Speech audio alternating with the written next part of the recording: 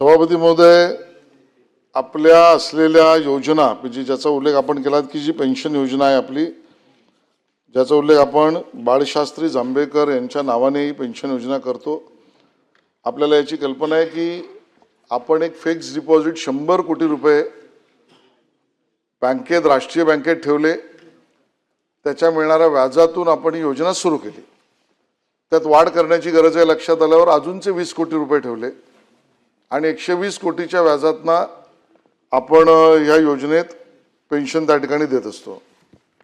आपल्याला याची कल्पना आहे की या पेन्शन मधना सुद्धा ती निधी जी आहे आचार्य बाळशास्त्री जांभेकर पत्रकार सन्मान योजना ही 2019 पासून सुरू केल्यावर आपल्या लक्षात असं आलं की पूर्वीची जी प्रतिमाह 11,000 रुपये होती ती वाढवली पाहिजे। ती 11,000वरनं आपण 20,000 प्रतिमाह सुद्धा केली आणि त्यामध्ये 180 ज्येष्ठ पत्रकारांना 20,000 रुपयाप्रमाणे 36 लाख हा सन्मान निधी आपण त्या ठिकाणी देतो। आपल्या नियमानुसार जी समिती याची अधिस्वीकृतता करते ती समिती सुद्धा बनली आहे, ती विभागशाह सुद्धा बनली आहे। पहिला प्रश्न आपण उपस्थित केलात की याचा निकष जो आहे तो 60 वर्षाचा आहे, तो 58 वर्ष करणार का?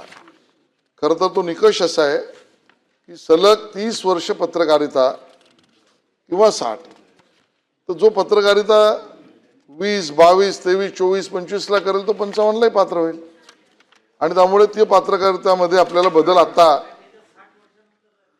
नाही, म्हणूनच तो बदल आपण आज प्रस्तावित करतोय की 30 वर्ष किंवा 60, विच एव्हर इज लेसर, असा या समितीशी चर्चा करून आपण तो निर्णय करू, म्हणजे त्याची व्यापकता वाढू शकेल।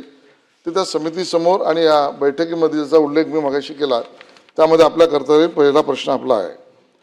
दुसरा, बैठका वेळेवर होणं, दर 2 वर्षात ही यादी पुनर्तपासणी केली पाहिजे, हा नियमच आहे।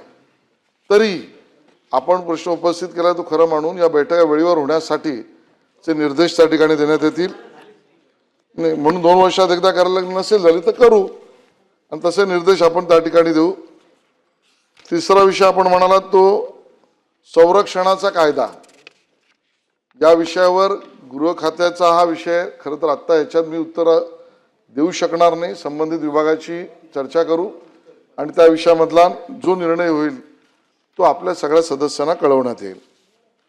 आपल्या मंडळाने काय काय केलं पाहिजे, ज्याच्यात आपण आरोग्याचा विषय उपस्थित केला, तर आपल्याला माहिती आहे की केंद्रीय कायदा आपला जो सामाजिक सुरक्षा संहिता 2020 हा 29 सप्टेंबर 2020 रोजीच्या अधिसूचनेनुसार 6.1 मध्ये आणि 6.9 प्रमाणे कलम महाराष्ट्र असंघटित कामगार सामाजिक सुरक्षा मंडळ हे गठीत करण्याला आता आपण पात्र झालो आणि त्यामध्ये केंद्रीय कायद्याप्रमाणे life disability, health and maternity benefit, old age protection, education, any other benefit as may be determined by the central government, provident fund, employment injury benefit, housing, educational scheme for children, skill upgradation of workers and old age homes या सगळ्याचा अंतर्भाव करण्याचा अधिकार या मंडळाला आहे।